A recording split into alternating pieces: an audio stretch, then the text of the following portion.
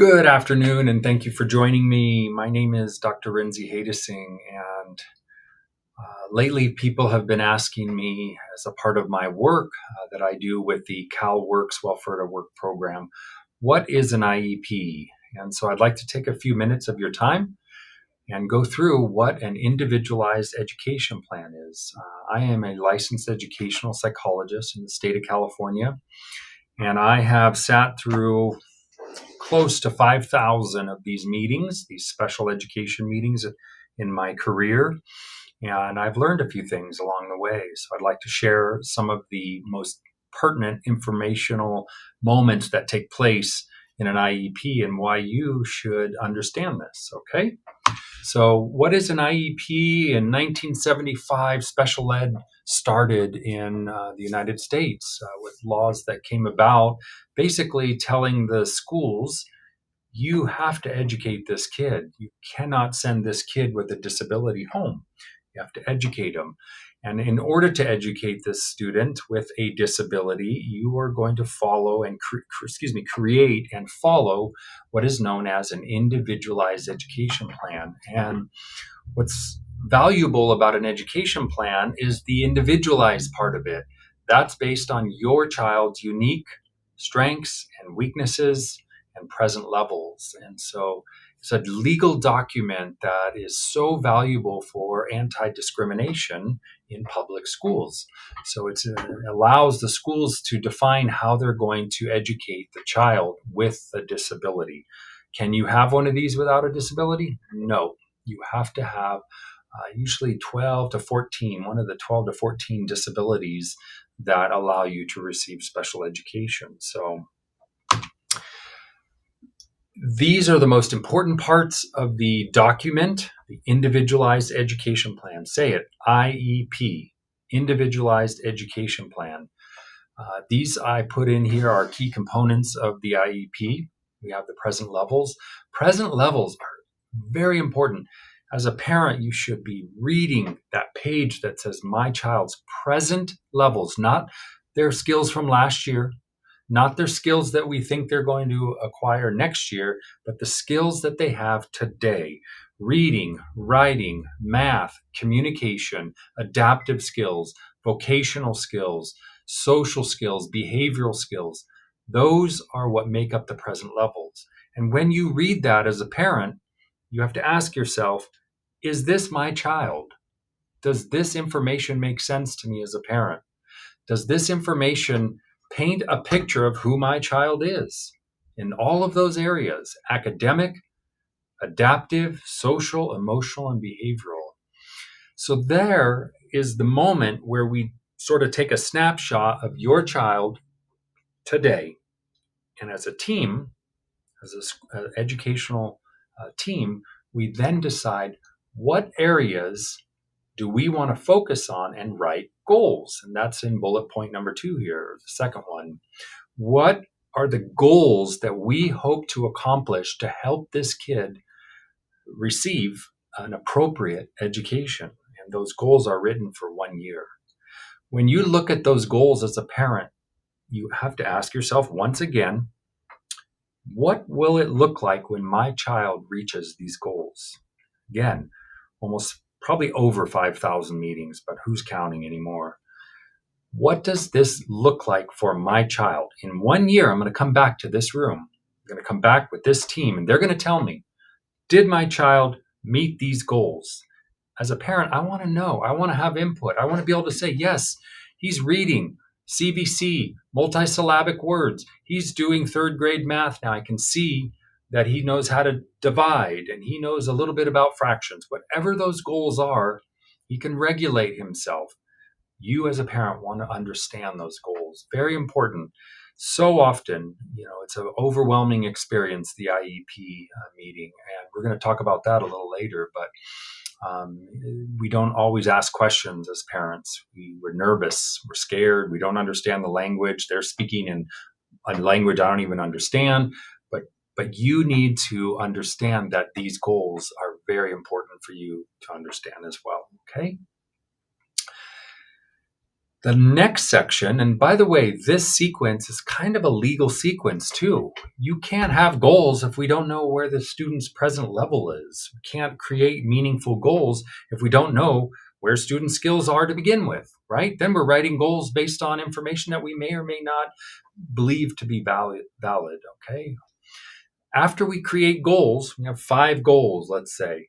Then the team talks about what type of services are needed for the student to achieve those goals. Those services could be speech and language therapies, special education services like a classroom, a special education class, but a service that's delivered by a person who has knowledge in that particular area and obviously credentials. So, speech and language.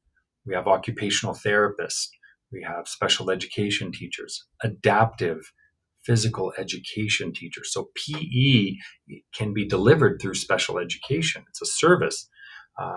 We have behavioral services. We have physical therapy type services. We have mental health services. All those services are can be provided to your child if there are goals that say that kid needs this based on their present level needs. Okay, so everything ties together. And then within those goals, we want ways that the school is going to assess your child to measure whether that kid's making progress. Okay, so the last piece that we talk about is where those services going to take place. Are we gonna do speech therapy in a general ed 3rd grade classroom? Maybe, maybe not. It depends on what the goal is.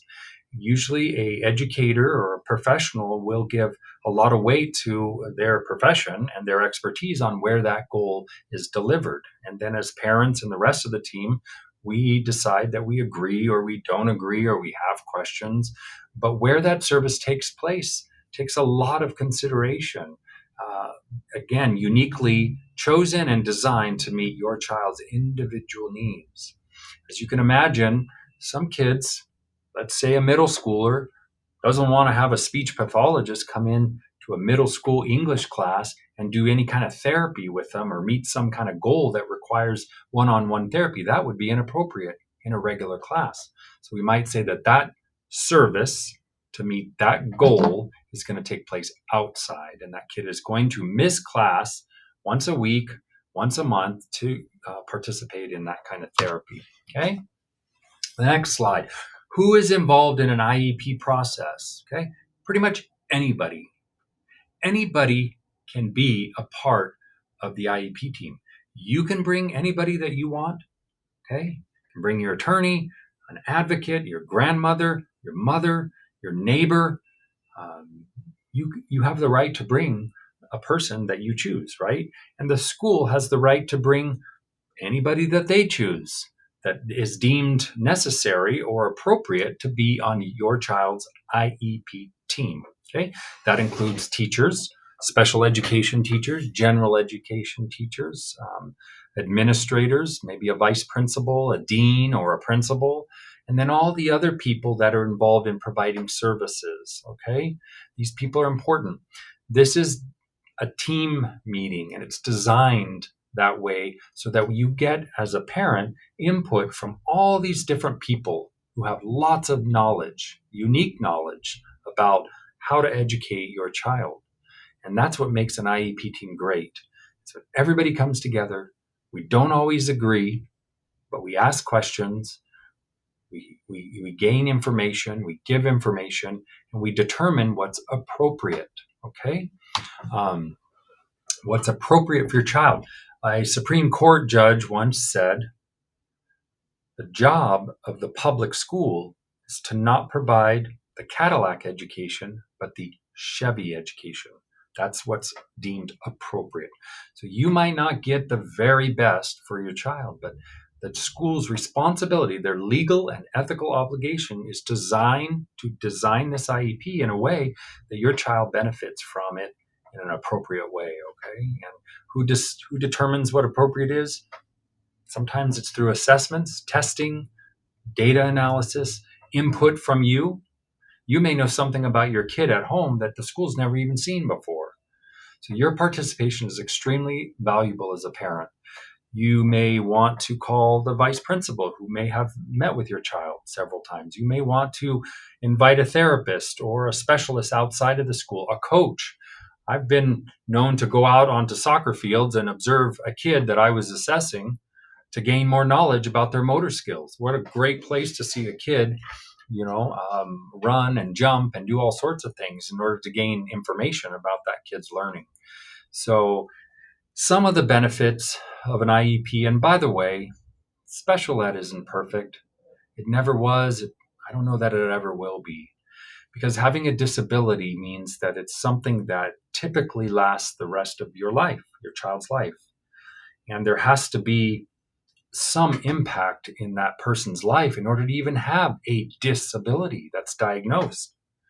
There are many kids out there that have differences and they don't require special education. So we're always going to strive um, for the best. We're always going to strive for greatness when it comes to helping children with disabilities. But the bottom line is it's never going to be perfect. And the purpose of the team approach is to help make it unique and appropriate for your child. Okay. The benefits of an IEP team also, an IEP, also open the door for services that other kids in the school don't necessarily get because they don't necessarily need typically. But your child is deemed that he or she needs this service. So those services get opened up and the opportunities are allowed for your child to gain those services and in support of his or her goals. And then the other part of an IEP that's good is that you're going to get information regularly, every quarter, every semester, that's going to help you as a parent understand that the school sees growth or the school's working on the goals and this is what it looks like and he's gaining progress towards it. So we call it regular monitoring of progress on these goals. That can be determined by your school individually. So you should ask at the meeting, how often will I get information that tells me my kid is learning and growing or learning a skill that's going to help him get around his dyslexia? Okay. The meetings are held at least once a year. This is kind of something that most people don't know, but they can be held more than once a year. You can ask for a meeting anytime you want as a parent. Have the school come in and everybody come together and talk about your concerns, or whatever questions you have, whether it's progress. Do we need more goals? Do we need more services? Do we want to reduce the services? Whatever it is that you need, you just need to communicate with the school that we want to request an IEP meeting for my son. Okay, this document is not perfect. It's actually considered fluid, meaning that it should be always changing because your child's changing. We don't want to have instructions for something that is outdated because we've changed the model, so to speak. We want that document to keep changing on an annual basis for sure, but even before that sometimes. So that's what the meetings are about. Ask a lot of questions. Walk out of that meeting feeling confident that you believe these people have your child's best interest and that you know, as a parent, what a year from now is going to look like, hopefully. Do the schools have to meet all those goals? No, they do not. That is just not something that the law requires people to do because sometimes it's just not possible. We can't quantify human beings. We will never know exactly what type of ingredients to give so that in a year we don't have a disability anymore, or a year we've gotten this much progress. We're going to try to do the best we can to get closer and closer and communicate. If we're having trouble getting closer to those goals, then we have a meeting, we go over it, and we might change things around. Okay. Challenges, it's logistics. You're dealing with a school system that's large, a lot of kids, 600 kids at an elementary school, maybe up to 700 or 800. In any given population, there should be about 10% of the students that have disabilities. Sometimes there's misunderstandings. This kid's being pulled out for the therapy at the wrong time. This kid doesn't want to do therapy at that time. This person didn't know that that person was taking the kid out. There's a lot of logistical misunderstanding. So at that meeting, another thing to ask is, who's going to be doing this, meeting this goal, working on this goal, and when are you going to do it? And will I know that you're going to do it? Sometimes team members have difficulty communicating, but that's gotten a lot better over the years with technology. And then the other and last piece here that I think is a challenge is just really making sure that the school team and yourself as a parent can measure this goal and the progress. You are allowed at home to measure the goal. There's nothing in the law that says you can't participate in any part of this IEP. You're the parent, and you have ultimate responsibility and authority over what happens to your child. So just remember some of that. These IEPs are legal. I am not an attorney, but I had to follow rules, still do. So I got to know what the rules are to the game that I play, and that is educating kids with disabilities. This law is called the Individuals with Disabilities Education Act, and schools must comply with legal standards to ensure that students with disabilities have an opportunity to learn. Okay? And we call that free and appropriate public education. Appropriate. Remember what we talked about with appropriate. Your child, appropriate. This is what we believe he can do in 1 year. And then it has to be free. Nobody's going to charge you money at the meeting or write you an invoice at the end of the meeting for you to pay. Okay? It's a public education, not a private education. So, lastly, some of my thoughts on the future of IEPs, again, after saying that they're never going to be perfect. Inclusion is a very important thing. Inclusion is a very important thing. And we want kids to feel good, especially ones with a disability. Okay? Some of these disabilities are hidden. You can't see somebody with dyslexia walking down the street and say, oh yeah, that kid probably can't read. That doesn't work that way. There's a lot of hurdles to overcome. Inclusion works nicely when everybody knows what they're supposed to do. Inclusion is defined by participating, allowing people with differences and disabilities to participate equally, as equal as possible, in an environment where people that do not have disabilities also learn. So disabilities and non. When special ed first started in the 70s, late 70s, the kids could come to school, but guess what? They're going to be educated in that room at the back of the school, right? Separately. We've come, in 40 something years, 50 years almost, to a place now where we understand and have learned a lot better how to do things like differentiate the instruction. So teach kids a different way within the regular class. Technology has been a gift for that. Some of these computer programs and web-based platforms can really work with kids almost in a multi-sensory way, which is a very important type of instruction for people with disabilities, especially dyslexia. And they can do it on a computer and still be a part of the class. So computer allows a teacher essentially to differentiate for 20 kids based on their unique level. And that's a really beautiful thing. It shouldn't be relied on solely. Kids need social and emotional interaction from adults. They need to be taught.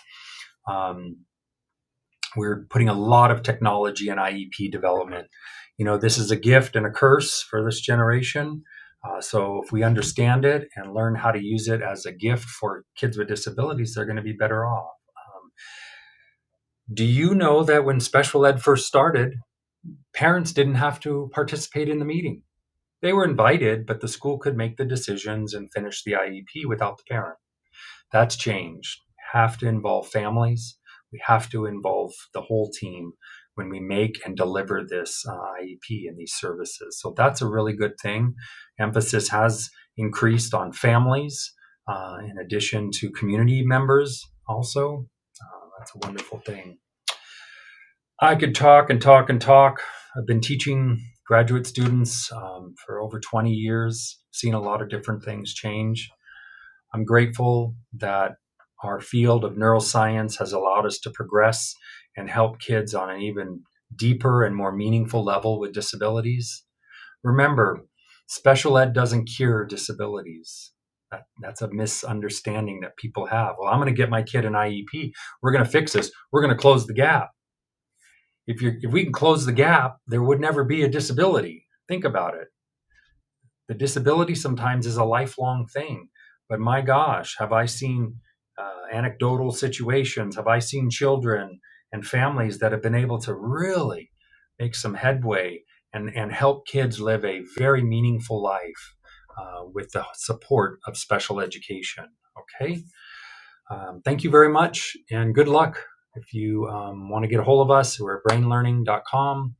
You're always welcome to call me and ask questions. I'm here, 619-655-1910. Have a wonderful day.